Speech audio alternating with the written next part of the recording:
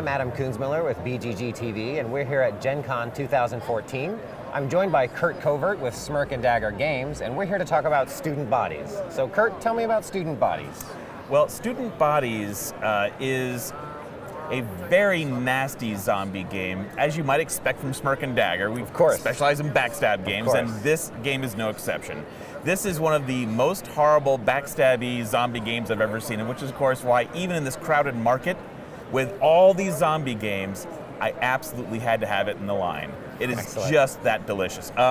This is actually a design from Angry Ducks Game, which is a fledgling company, and I kind of worked in partnership with them to bring this forward. It was going to be their launch game, and quite honestly, they need a little help. So, I went and now we co-logoed the box and everything. But the real gist of the game is, and what really makes it different from a lot of the zombie games that are out there, is that first of all, it takes place in a high school, so there are no guns, there's no chainsaws. You have to be much smarter than that. In fact, you can go through the whole game without a weapon. You already start infected, so the students are already starting to change. You can't trust anybody anymore. So cooperation is not really going to happen. The object, because you're already bitten, is to get down the hallway of the school into the lab, where you can find an antidote that the professor cooked up before he was eaten by the prom queen. And then get back out through this massing horde of zombies crowding the door to the exit. Only the first player to get the exit escapes, locking the door behind them, sealing everyone else in. To protect the rest of the population. It's the responsible thing to do. Correct. And so that means that everyone and everything on the board is an enemy. So if you have a card that allows you to attack an enemy, sure, you can maybe kill a zombie, or maybe you knock a friend into the zombies. So, however, you don't necessarily want to knock them out too early, because if you kill them before they find an antidote, they rise as a smart zombie.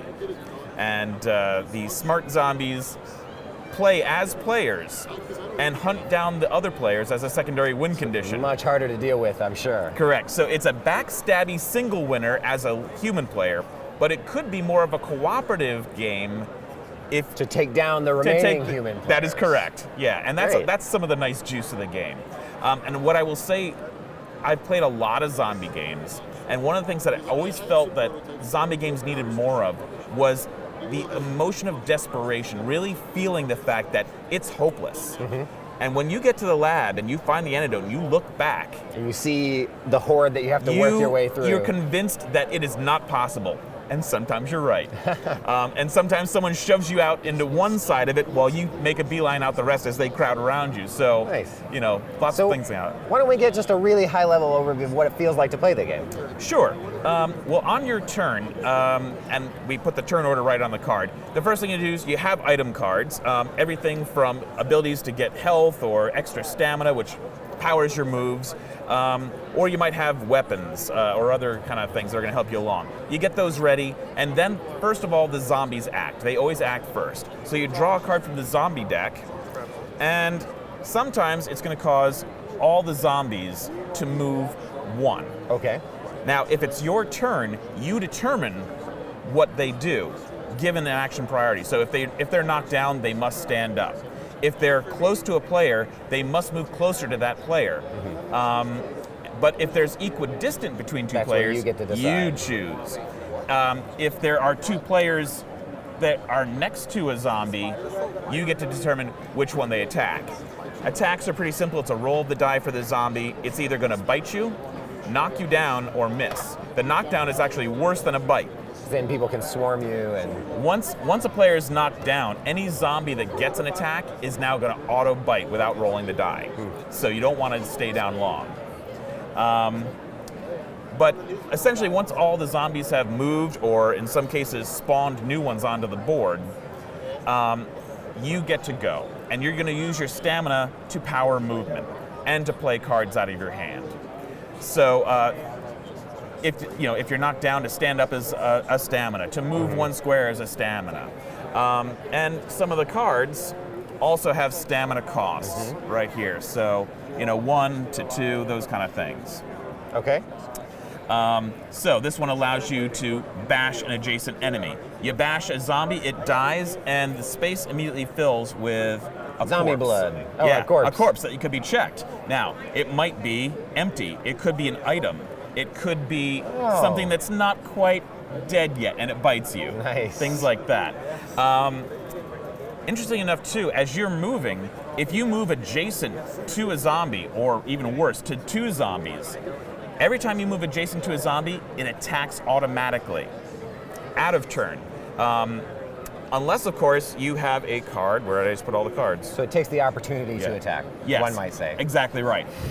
Playing a charge card, for example, though, for 1 stamina, allows you to rush. Now, rush means that you're essentially sneaking by. So rush 2 means I can go 1, 2, not draw an attack. Okay. On my third move, I'm going to draw here. I'm going to gain, they're going to attack me. They'll miss. You can check a corpse for free. It was empty. All those kind of things. So you are navigating through this sea of zombies. But then, of course, the other player's turn, they also draw a zombie card. So it might be 3 turns later that you can move again while the zombies are still starting to crowd and horde you. Very cool. Yeah, it's really, really dramatic tension that you end up feeling as your limits, all your options starting to limit. If they spawn a zombie, it gets to take an action. So if it spawns here, I can decide it's going to spawn here and immediately attack you. All things like that. And how long does it typically take to play? It's about a 90-minute game. And it doesn't necessarily feel like a 90-minute game. Like there's always something happening. Even on other players' turns, they might be sending zombies your way. That's and stuff exactly like that, it. Right? So you've got defense cards. So if you're playing cards out of your hand for defense as well, someone tries to attack you, or a zombie does, all of a sudden now you're playing cards out of your hand to defend yourself, gain an advantage. And at the end of everyone's turn, you draw cards back up. So you're never without cards, right, even if you have to use them defensively. And how many players does it support? It's 2 to 4 optimized. Right. On the box, we have parentheses around 5. And the reason for that is we give you all the materials to play a 5-player game. It draws the game out just a little bit more than we want to, but we wanted to give people the option for a bigger group to go ahead and do that. And is this available now, coming soon for general purchase? It is on its way into my warehouse next week. So within 2 weeks, they should be in full distribution. All right, great. And that has been Student Bodies.